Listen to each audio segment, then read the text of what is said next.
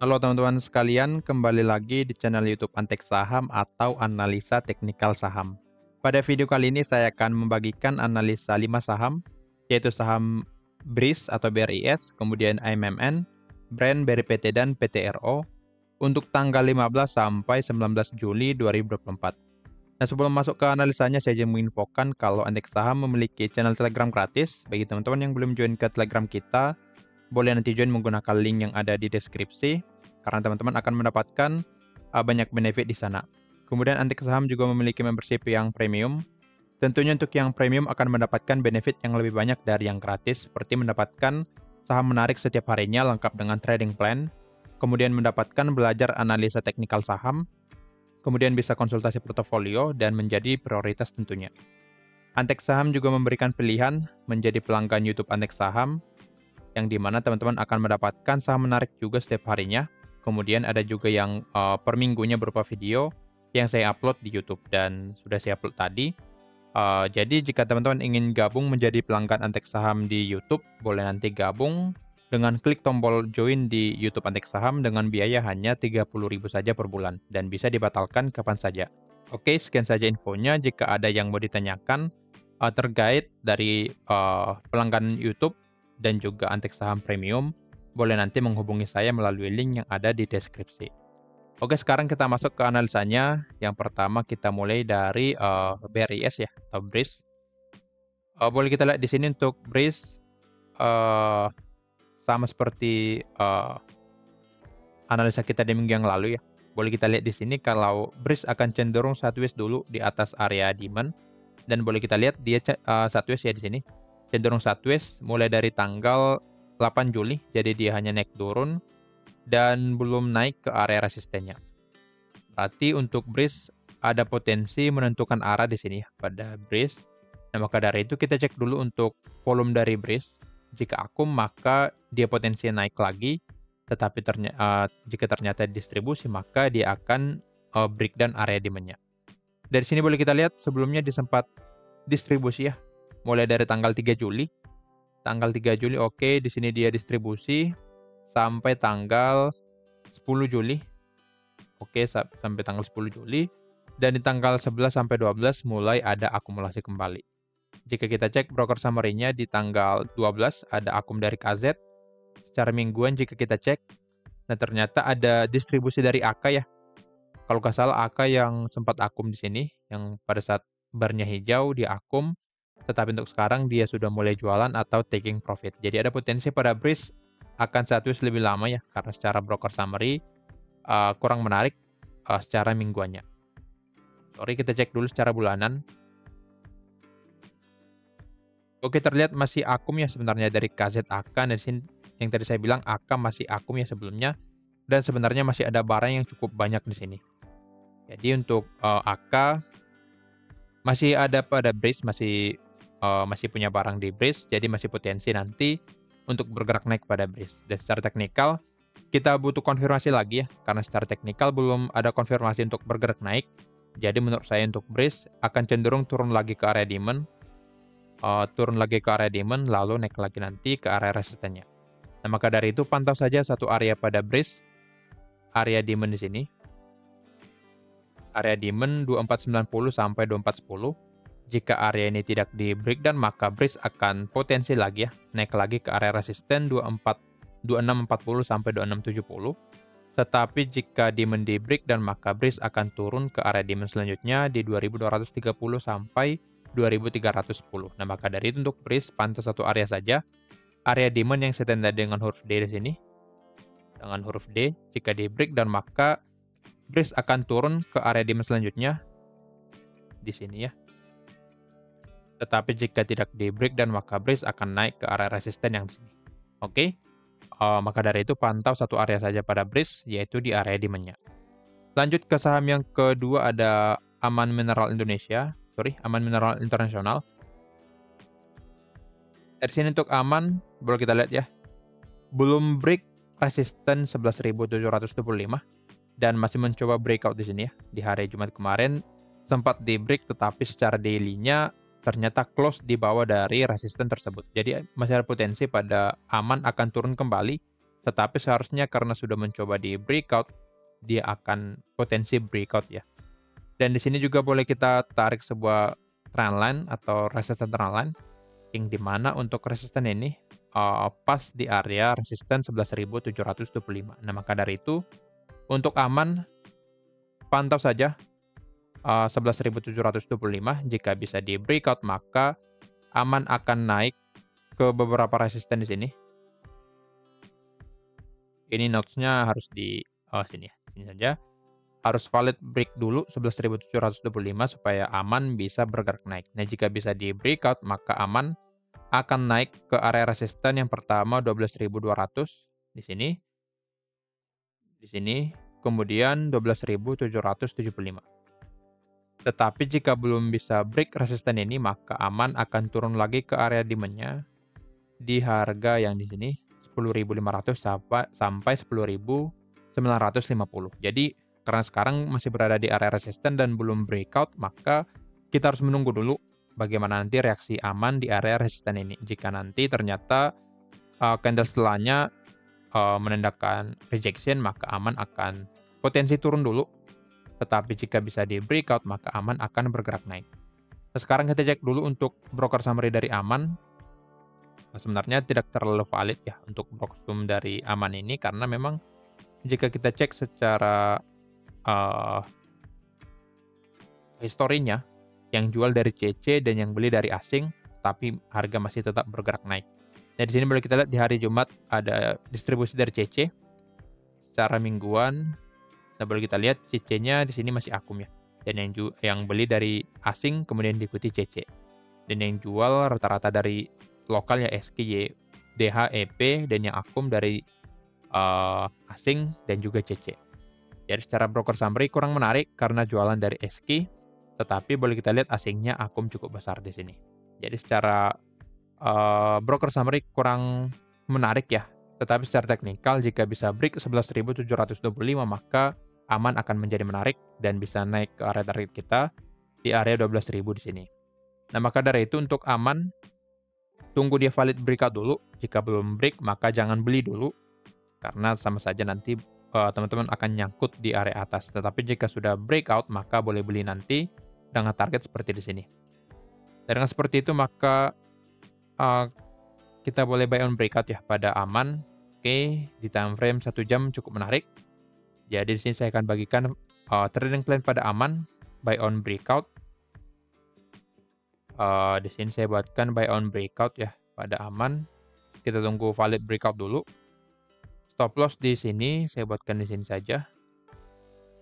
Untuk risk reward ratio tidak terlalu menarik ya, buy on breakout pada aman. Boleh kita lihat potensi profit dan loss. Potensi profit 2,95%, tetapi potensi loss 4,64%. Jadi kurang menarik jika buy on breakout pada aman. Tetapi jika nanti teman-teman ingin masuk, maka lebih baik tunggu dia breakout. Nah, semisal sudah valid breakout ya di sini. Sudah valid breakout, di sini candlenya sudah valid breakout, maka teman-teman boleh tunggu dia koreksi dulu atau retest koreksi ke area 11.725 lagi. Nah, boleh nanti buy di area sini dengan target seperti di sini. Nah, jika seperti itu, teman-teman akan mendapatkan risk reward ratio yang cukup menarik, potensi profit 4%, tetapi untuk potensi loss 3,62%. Nah, stop loss saya taruh di sini 11.300, stop loss di sini. Lalu untuk TP pertama di 12.200. Jadi untuk trading plan pada aman, tunggu dia valid breakout dulu. Setelah dia valid di breakout, maka kita antri di 11.725. Oke, untuk trading plan seperti ini, buy di 11.725, target pertama 12.200, dan stop loss di 11.300. Oke, untuk target kedua boleh di 12.775, tetapi menurut saya terlalu jauh ya. Yang masuk akal targetnya di 12.200 dulu. Oke, boleh nanti dipantau apakah dia valid breakout atau belum pada aman ini. Lanjut ke saham yang ketiga, ada brand. Oke, untuk brand boleh kita lihat di sini. Seperti analisa kita di minggu yang lalu, boleh kita lihat dia breakdown support di 10.000 dan memasuki area demand di 9.150 sampai 9.500. Dan boleh kita lihat setelah mencapai area ini, dia atau brand menandakan rejection ya. Jadi boleh kita lihat rejection di hari Jumat dia bisa close ya 0,27% atau hijau. Walaupun dia sempat turun dulu, tetapi di closing-nya dia berhasil rebound kembali. Dengan seperti ini pada brand ada potensi pada brand akan bergerak naik ya. Boleh kita lihat rejection-nya di time frame 15 menit cukup bagus. Time frame 4 jam. Oke, cukup bagus juga ya candle-nya. Jika kita cek untuk broker summary dari brand. Oke, terlihat secara mingguan ada distribusi dari BK, kemudian ZP, dan yang akum dari AK dan CC. Secara tanggal hari Jumat kemarin tanggal 12 masih ada distribusi dari BK dan yang beli dari DX dan AK. Jadi memang secara broker summary kurang menarik ya, terlihat di sini dari indikatornya juga menandakan merah.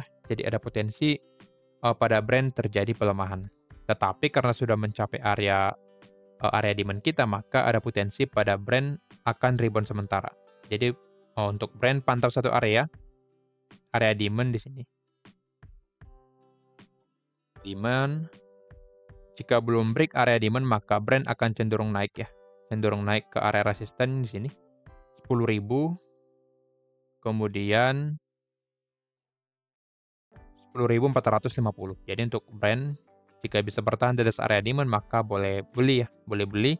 Tetapi untuk sekarang belum ada konfirmasi yang cukup bagus. Kemungkinan dia akan status dulu. Status di area demand lalu naik lagi nantinya. Tetapi jika bisa breakdown area demand maka brand akan turun ya ke beberapa area di sini. Pertama support di 8.500. Lalu support selanjutnya di 8.150.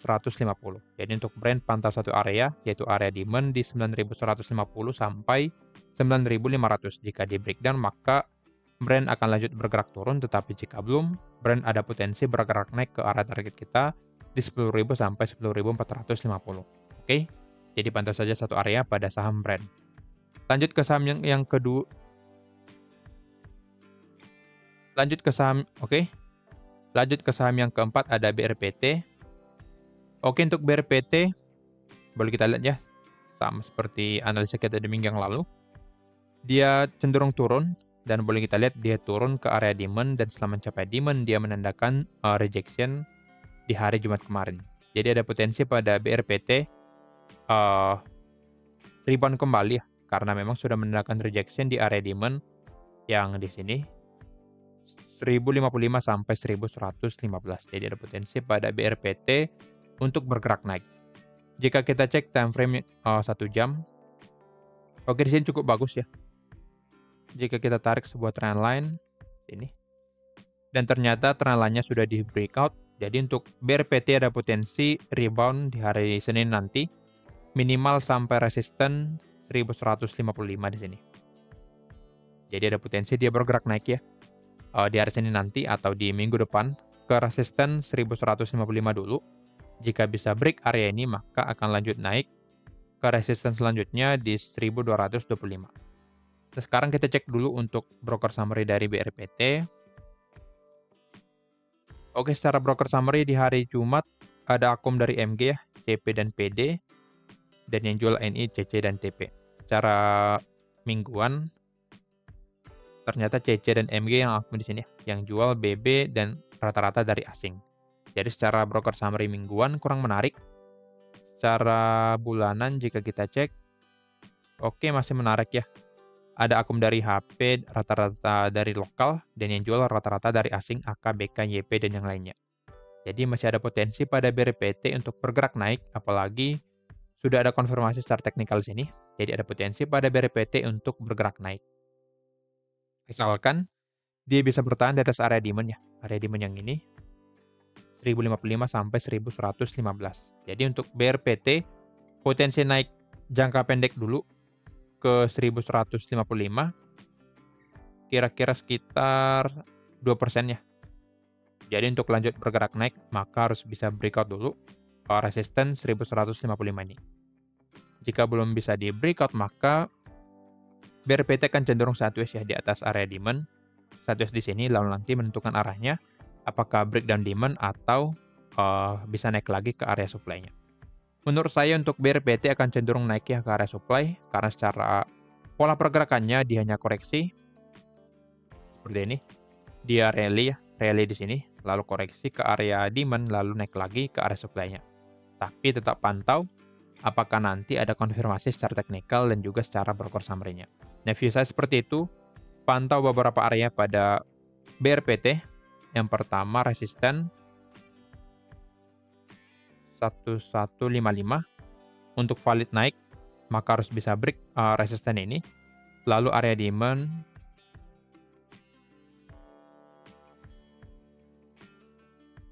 sampai 1115. Oke, jika break dan area demand maka wajib pantau karena BRPT cenderung turun nantinya ke area support di sini.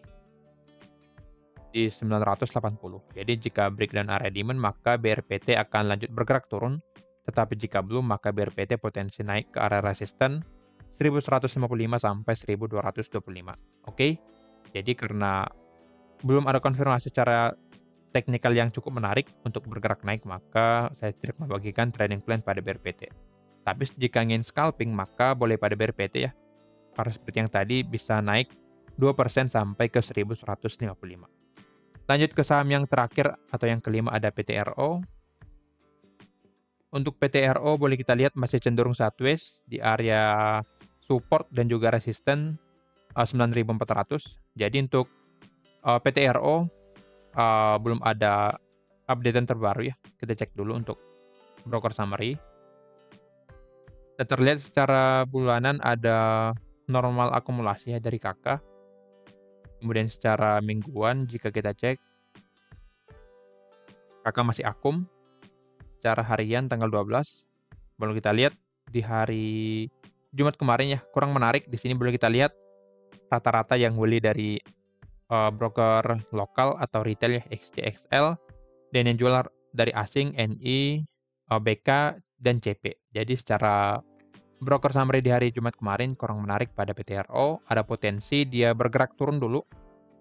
Turun ke area support lagi, support 8625. Lalu setelah mencapai support, dia naik lagi ke resisten 9400. Nah, untuk pergerakan selanjutnya pada PTRO, tunggu break salah satu area ini. Area yang ini. Area resisten ataupun support. Jika break resisten, maka PTRO akan naik ke ke ATH di sini 9850. Tetapi jika break support, maka PTRO akan turun lagi ke area demand selanjutnya di 7.725 sampai 8.000. Nah, maka dari itu untuk PTRO pantau resisten dan juga supportnya di area yang di sini. Oke. Jadi untuk PTRO boleh nanti manfaatkan baik di area support 8625, baik di area support tersebut, dan sell di resisten 9400. Oke, secara broker summary seperti yang tadi, untuk PTRO akan lebih cenderung untuk bergerak turun karena ada jualan atau distribusi dari BK dan yang beli rata-rata dari retail. Jadi potensi pada PTRO akan turun dulu, lalu naik lagi ke area resistennya. Oke, pantau area tersebut pada Petro, dan jika break dan support maka wajib dihindari untuk Petro dulu. Nah, kira-kira begitu analisanya. Disclaimer on, kalau analisa ini merupakan pandangan saya pribadi, bukan ajakan untuk melakukan pembelian atau penjualan pada saham-saham tersebut. Sekian dari saya, terima kasih.